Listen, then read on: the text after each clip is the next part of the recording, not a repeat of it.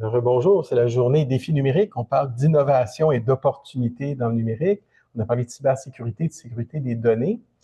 Des fois, d'avoir un bon contenant de données, des logiciels qui les traitent, c'est bien. Mais quand c'est comme des fois faire de la nourriture. Et si votre chaudron est percé, puis ça coule de partout, ça sera pas bien. Donc, toi, je pense que tu gardes le chaudron bien étanche dans les données sensibles, et surtout dans la finance, où c'est peut-être très, très important. Merci. Bonne présentation. OK.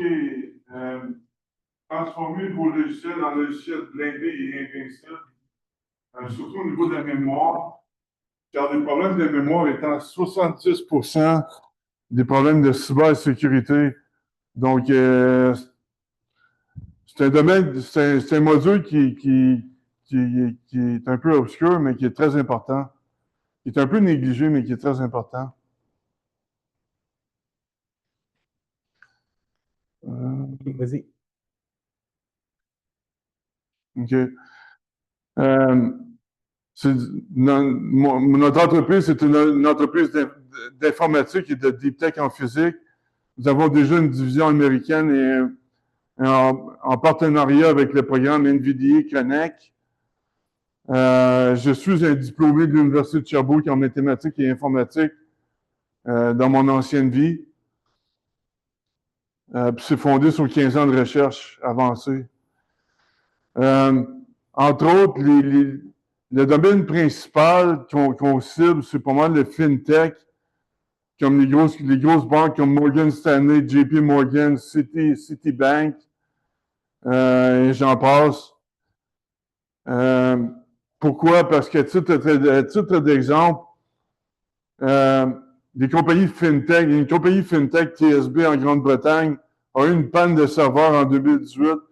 Ça leur a coûté plus que 400 millions de dollars en perte de transactions, qui est assez important. En quelques minutes, ils perdent des millions de dollars.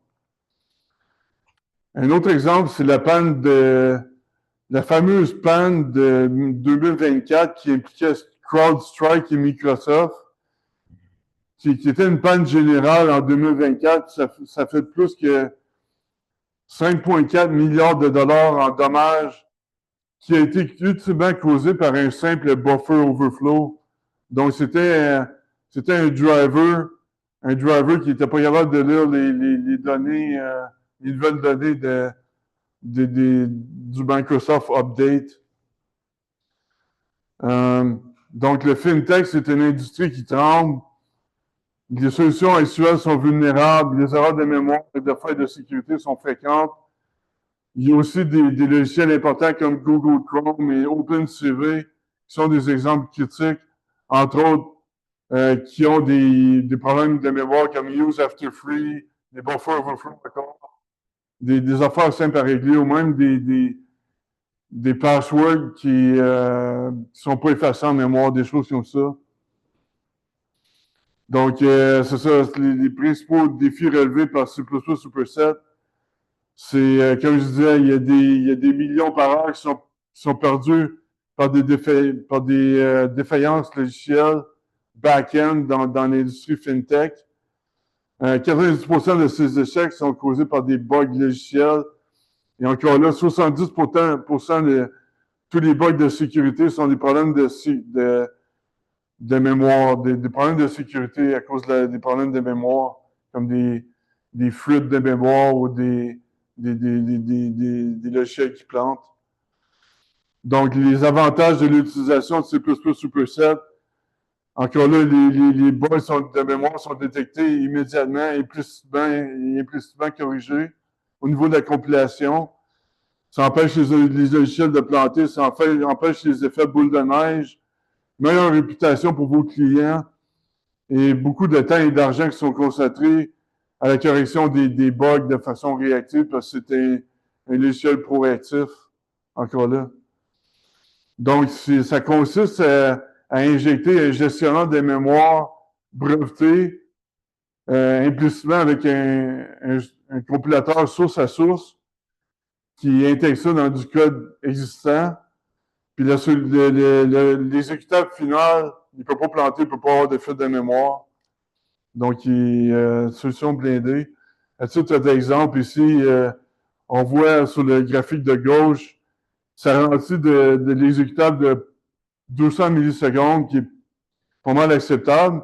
En revanche, l'utilisation de la mémoire dans le graphique de droite, il est constant. Il n'est pas linéaire comme on peut voir avec l'histogramme. Donc, il n'y a pas de fuite de mémoire.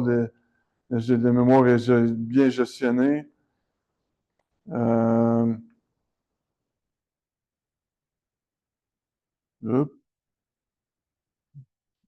Allez-y. OK. La même chose avec le JavaScript. Encore là, l'auteur du C++ besoin sous-estimer les problèmes de mémoire en C++, mais c'est quand même un langage très puissant avec une source d'erreur qui a encore des problèmes de mémoire. Donc, notre solution, c'est le meilleur des deux mondes. Ça prend avantage du C++, puis ça élimine les problèmes de mémoire.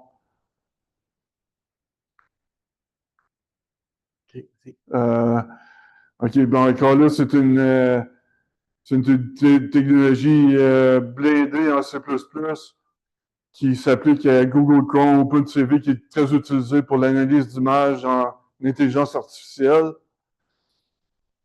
On est en contact avec le NVDA, encore là, et le US Navy. Puis voici comment me contacter, phil@commercialfornux.com, FORNUX, sinon le 819-328-4743. Merci. Merci. Merci, Philippe. En tout cas, la présentation gagne en clarté aussi. C'est sûr qu'il y a un élément technique, c'est une solution pour des développeurs, mais en même temps, des développeurs logiciels, il y en a partout. Puis il y a peut-être certains bouts de code qui sont plus importants que d'autres. Parce que maintenant, on parlait, c'est tout des blocs Lego, on assemble des API, on intègre des solutions. Fait que des fois, il y a une librairie. Si la librairie de base est corrompue ou pas efficace, mais là, c'est des sources de problèmes. Puis souvent, c'est ce qui arrive. Il y a des librairies connues que tout le monde utilise qui avaient des bugs et que là, ça amenait des fuites de données dramatiques qui valaient des millions. Donc, je pense que toi, un peu partout, que ça devienne une norme dans tous les building blocks, surtout si vous intégrez des solutions avec d'autres solutions logicielles, ça va devenir la norme de plus en plus. Mais je pense que ça va être un gros atout. Oui, comme l'exemple de CrowdStrike, qui est un exemple parfait. Donc, moi aussi. Donc, ça va être assez intéressant parce qu'encore une fois, on parlait de l'importance d'interaction. Fait que de plus en plus, les codes se font par eux-mêmes. Il y a des l'IA qui génèrent du code beaucoup, mais vite et pas nécessairement propre. Fait que ça vaut la peine pour les gens d'utiliser Fornus comme protection pour éviter que vos codes fuient à quelque part. Oui, c'est un compilateur, une analyse de code statique, donc ils vont infiltrer les cracks dans tout, il ne peut pas rien oublier. Malheureusement, avec l'IA, il peut faire des erreurs, comme c'est pas déterministe, mais moi, c'est vraiment, ça va infiltrer tous les cracks dans le code. Donc, on évite, les chaudrons se bougent tout seuls. Exactement. Exactement, c'est ce que ça prend, parce que maintenant, il y a tellement de code. On a une question? Oui, Hans. Merci beaucoup, Phil. Je te remercie beaucoup et merci de nous présenter NVIDIA et mes félicitations encore de faire partie de cet écosystème. C++, Super 7, je trouve que c'est l'avenir, même pour ceux qui travaillent dans la cybersécurité, parce que ça rajoute une couche sécurité, ça se lance vite et ça nous permet de commencer à travailler les algorithmes hybrides, classiques, préparer le post-quantique. Et voilà, je t'encourage d'aller dans cette direction-là.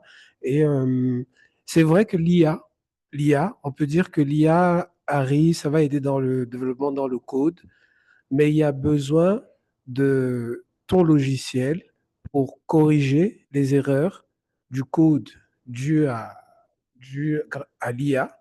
Et ça va permettre aux startups, surtout dans le dev, parce que moi-même personnellement, je pense à intégrer ta solution pour le déploiement en prod à grande échelle parce que ça va nous aider à long terme. Donc, j'encourage les autres développeurs qui nous écoutent à regarder C++ et puis merci d'être là, de continuer à supporter. Oui, Merci. bien sûr. Une autre chose, C++, c'est 1 million de fois plus efficace et moins énergivore que le Python, par exemple, parce que c'est un langage compilé. Donc, il y a beaucoup plus d'avantages que j'ai pas mentionné là-dedans. Donc, c'est bon, les bons vieux de la vieille. Moi, j'ai programmé en C++, j'ai aimé la philosophie. Mais encore une fois, aujourd'hui, tout est tellement facile, ça simplifie le cycle de développement, mais ça ne veut pas dire que c'est performant derrière. Exactement. Donc, à un moment donné, quand ça a besoin d'aller en production de masse, surtout dans le domaine financier, des fois, la sécurité et la performance. Exactement. Oui. Donc, bravo, merci. Merci. Encore une fois. Je suis. Ça fait plaisir. Oui, on va. Donc, il nous reste une présentation. On va parler aussi de sécurité quantique, parce que l'informatique quantique, ben, c'est peut-être l'éléphant dans la pièce qui s'en vient au pas de charge, que personne ne veut venir. Franz, je pense que ça va être très, très intéressant. On va pouvoir le partager avec tout le groupe par la suite. Donc, une petite minute et oui, ça sera la dernière présentation de la journée.